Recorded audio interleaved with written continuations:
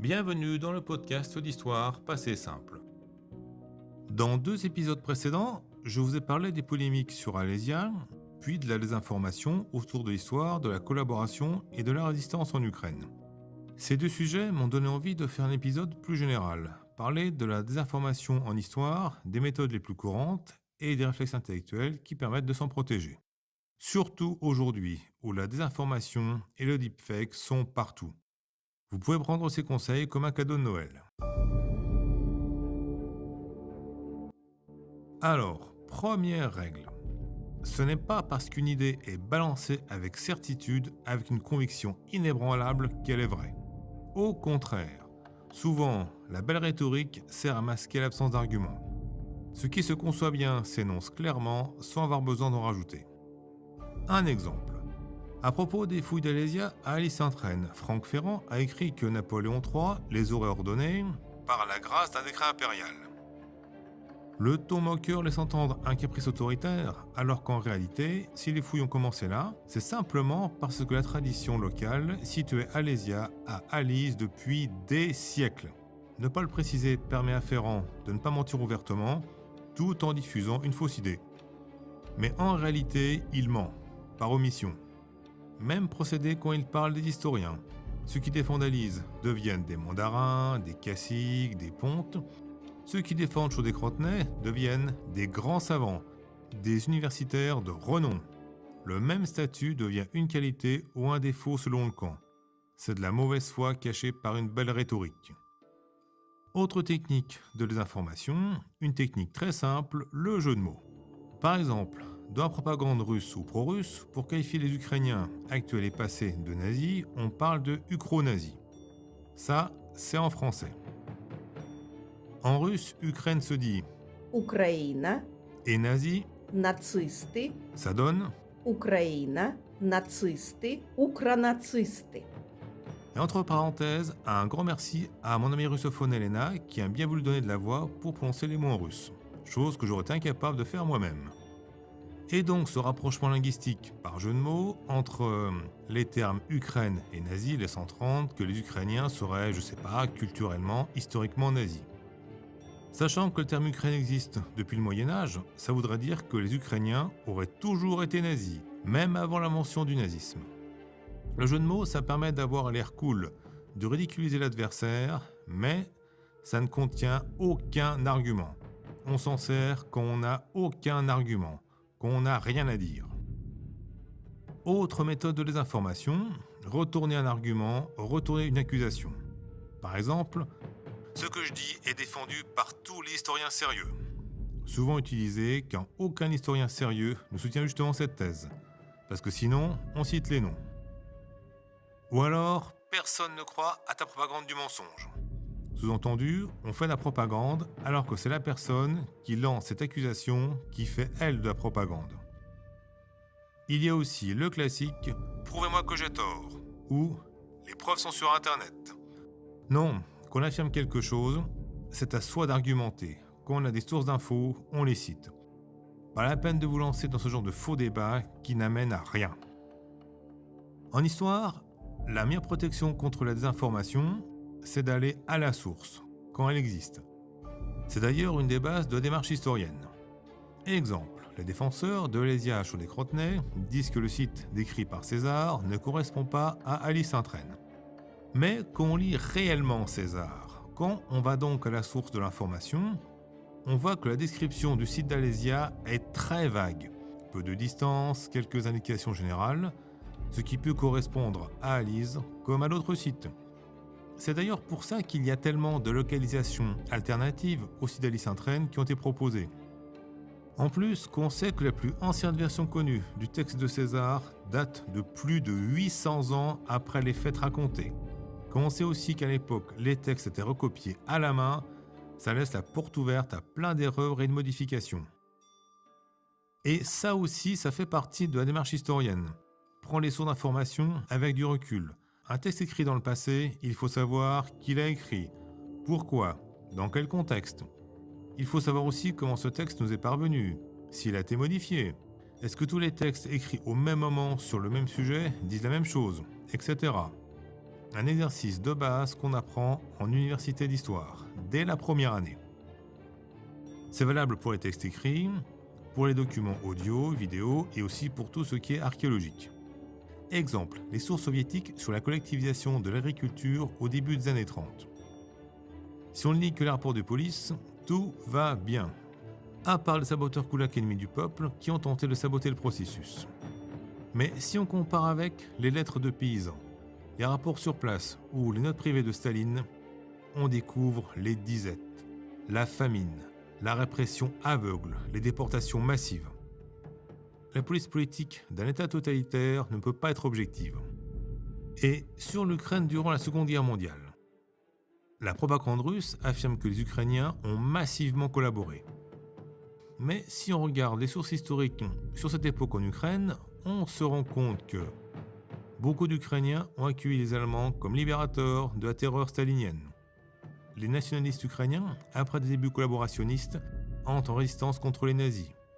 Et ils finissent même par fournir de faux papiers à des juifs. Là encore, la propagande d'un pays en guerre n'est jamais objective. Un autre grand classique de la désinformation en histoire, accusez-les élites historiennes. Le problème, c'est que ce terme ne veut rien dire. C'est sûrement pour ça qu'il n'est jamais développé. À l'origine de cette désinformation, il y a le fait de souvent parler de communauté historienne, de communauté des historiens, sans penser à mal. Le souci, c'est que, à force de tout le temps parler de communauté à toutes les sauces, à tous les sujets, on finit par commettre un abus de langage énorme. Ça amène à plein d'idées reçues et de stéréotypes. Dont sur les historiens. Quand on parle de communauté historienne, on désigne les enseignants-chercheurs en histoire à l'université. Parler de communauté, le problème, c'est que ça fait penser à un ensemble homogène, uniforme, uni. Seulement, les historiens, enseignants et chercheurs en histoire en fac qui ne forment pas du tout une communauté homogène. Déjà, ils ont des statuts sociaux très différents. Depuis l'étudiant en master ou en doctorat qui connaît la précarité, jusqu'au professeur directeur de recherche qui écrit régulièrement dans des revues. Ils ont aussi des spécialités.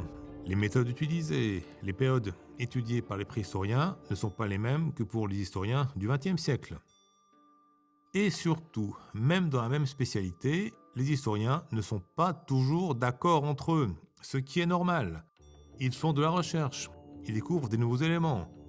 Ils changent donc parfois de point de vue sur telle période, tel événement. Étonnant ?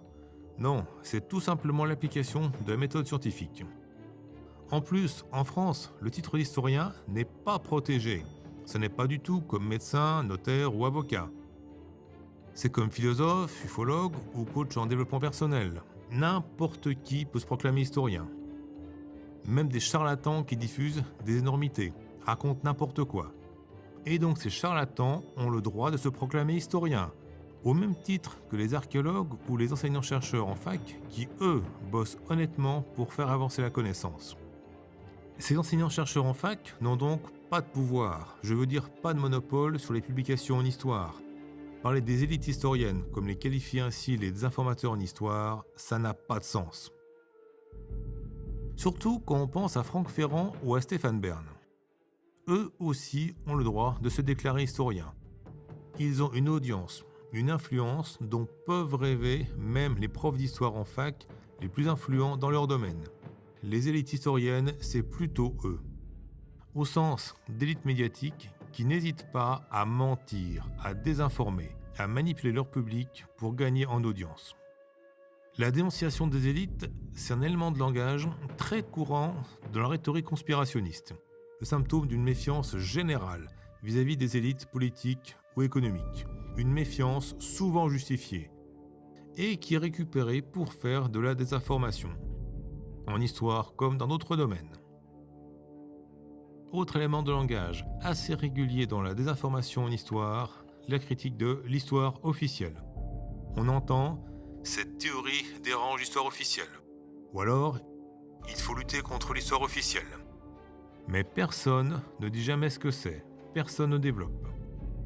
En Russie, il existe vraiment une histoire officielle, très présente dans les programmes scolaires. Narratif nationaliste, glorification des tsars et de Staline, persécution d'historiens indépendants, parfois déportés en colonie pénitentiaire. Est-ce aussi le cas en France ? Évidemment non. Rien que pouvoir dénoncer l'histoire officielle, pouvoir publier des contenus qui se déclarent alternatifs à l'histoire officielle, rien que ça montre qu'il n'y a pas d'histoire officielle. En réalité, ceux qui dénoncent l'histoire officielle veulent substituer leur propre histoire officielle, idéologique, orientée, à l'histoire fondée sur les travaux universitaires. Celles et ceux qui luttent contre l'histoire officielle, ce sont les enseignants-chercheurs indépendants en histoire qui font ce qu'ils peuvent pour faire avancer la connaissance. Dernière technique, plus subtile, l'anachronisme, c'est-à-dire interpréter le passé avec nos critères, nos repères actuels. D'où des grosses erreurs d'interprétation. En histoire, c'est une erreur fréquente qui peut être bien utilisée pour désinformer. Exemple, à propos des polémiques sur la localisation de la bataille d'Alésia. En 2014, Franck Ferrand avait écrit dans le Figaro que Alésia est un des épisodes fondateurs de l'histoire occidentale. Aujourd'hui, peut-être. Mais à l'époque, ni César ni Vercingétorix ne pensaient participer à un épisode fondateur de l'histoire occidentale.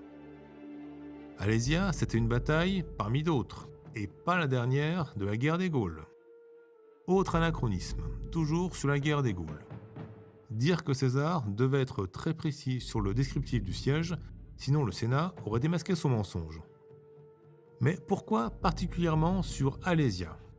Même réponse, ça fait sens maintenant de se concentrer sur la bataille d'Alésia. Mais à l'époque, ça a été une bataille parmi d'autres, et pas la dernière de la guerre des Gaules. Et comment le Sénat aurait enquêté ? En envoyant quelqu'un ? Ça aurait demandé des semaines de voyage. Pas comme maintenant, où une commission d'enquête peut se déplacer en avion.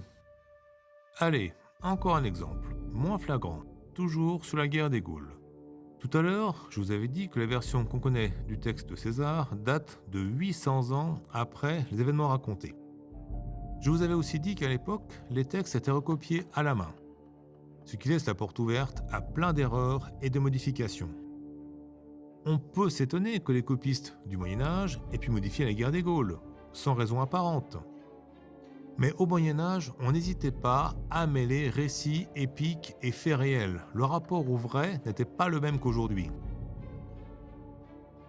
L'anachronisme est l'erreur la plus fréquente chez les amateurs et la plus utile pour désinformer. Voilà quelques-unes des techniques de désinformation les plus courantes en histoire. La rhétorique péremptoire, les jeux de mots, l'inversion d'arguments, le mythe des élites, l'histoire officielle, l'anachronisme. J'espère vous avoir donné quelques armes intellectuelles pour les repérer et vous en protéger.